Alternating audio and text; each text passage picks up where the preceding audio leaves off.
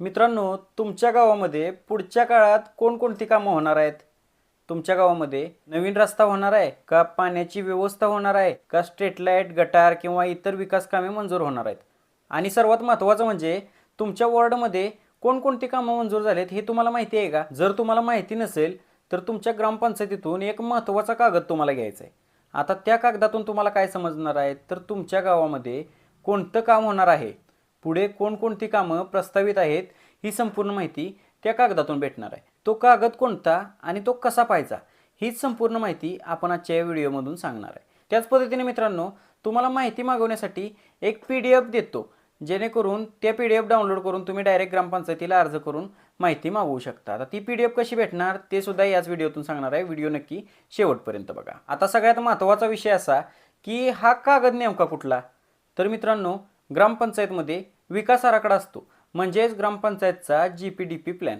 आता हा आराखडा तुम्हाला पाहायचा आहे तर काय करायला लागणार? गावच्या गरजा आणि विकासांच्या कामाचं नियोजन करायसाठी ग्रामपंचायतमध्ये हा आराखडा तयार केला जातो.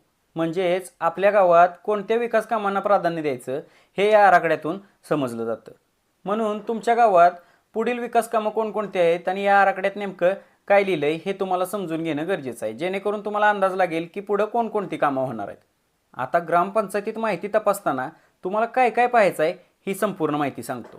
महत्त्वाच्या अशा 4 गोष्टी आहेत, तर त्या 4 गोष्टी तुम्ही पाहिल्या पाहिजेत. आता पहिली गोष्ट कुठली तर कामाचं नाव काय आहे. तुम्ही जे काम करणार आहे त्या कामाचं नाव असतं आराखड्यामध्ये, तर ते नाव काय आहे ते तुम्हाला पाहायचं आहे. त्याच पद्धतीने दुसरी गोष्ट अशी की हे काम जे आहे ते कोणत्या वॉर्डामध्ये किंवा कोणत्या भागामध्ये होणार आहे हे सुद्धा तुम्हाला जाणून घ्यायचं आहे. त्यानंतर तिसरी गोष्ट अशी की या कामासाठी निधी जो आहे तो कोणत्या स्रोतातून येणार आहे, म्हणजेच आमदार फंडातून येणार आहे, खासदार फंडातून येणार आहे किंवा कोणत्या स्रोतामार्फत हा निधी येणार आहे, ही सगळी माहिती तुम्हाला घ्यायची आहे. चौथी आणि सगळ्यात महत्त्वाची अशी गोष्ट आहे की जे काम तुम्ही ठरवलेलं आहे, जे काम त्या ग्रामपंचायतीच्या आराखड्यात ठरवलेलं आहे त्यासाठी नियोजन किती केलेलं आहे, म्हणजे किती किमतीचं नियोजन केलेलं आहे, अंदाजित रक्कम ठरवण्यात येते, तर ती रक्कम किती ठरवलेली आहे ही माहिती तुम्हाला 100% तिथे घ्यायची.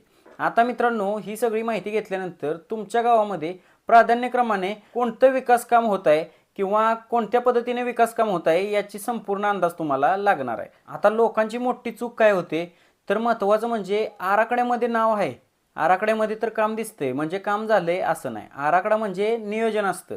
काम करायच्या पूर्वीचं नियोजन जे आहे त्याला आराखडा म्हणतात. आता सगळ्यात अगोदर तुम्हाला काय करायला लागतं की काम पूर्ण झालंय का? काम पूर्ण जर झालं असेल तर त्याची माहिती तुम्हाला काढता येते.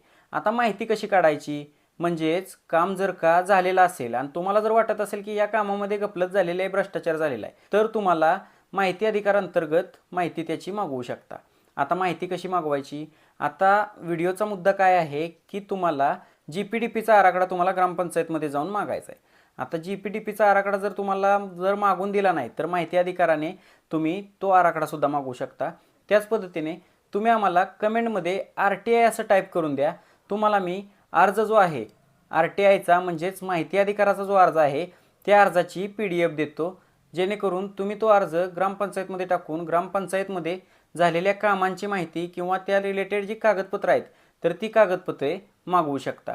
रिसेंटली आपण व्हिडिओ बनवलेला आहे ग्रामपंचायतीचा RTI कसा द्यायचा, तर तो व्हिडिओसुद्धा तुम्ही पाहून घ्या. मित्रांनो, हा व्हिडिओ जो आहे तो तुमच्या सगळ्या मित्रांना शेअर करा, तुमच्या गावच्या ग्रुपवरती शेअर करा, जेणेकरून गावातील नागरिक जागरूक होतील आणि भ्रष्टाचार मोडकळीस येईल. तर मित्रांनो, भेटूया अशाच एका नवीन व्हिडिओमध्ये. तोपर्यंत जय हिंद, जय महाराष्ट्र.